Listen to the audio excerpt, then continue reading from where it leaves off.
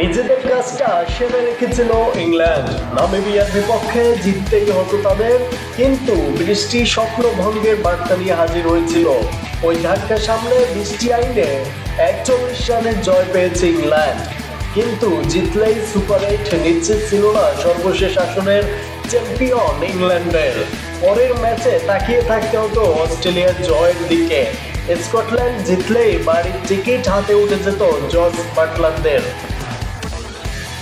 ওই লড়াইয়ে অজিদের সঙ্গে ইংল্যান্ডকেও ঘাবড়ে দিয়েছিল স্কটিশরা।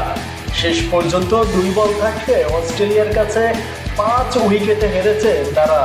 নিজেরা গ্রুপ সেরা হয়ে ওই ইংল্যান্ডকে সঙ্গে নিয়ে সুপার 8-এ উঠেছে। রোববার বাংলাদেশ সময় ভোরে সেন্ট লুসিয়ায় অনুষ্ঠিত ম্যাচে টস হেরে ব্যাট করে 5 উইকেটে 180 রানের বড় সংগ্রহ তোলে স্কটল্যান্ড।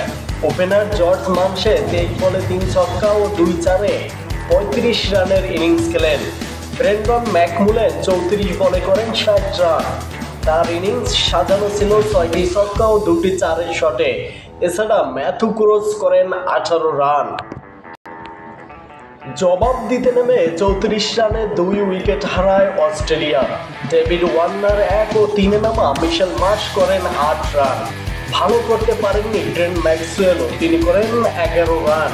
60 রানে 3 উইকেট হারানো অস্ট্রেলিয়াকে ম্যাচ জেতান ট্রাভিস হেড ও মার্কাস স্টোইনিস। ওপেনার হেড 49 বলে 5টি চার ও 4টি ছক্কার শটে 68 রান করেন। স্টোইনিস 29 বলে 59 রান যোগ করেন।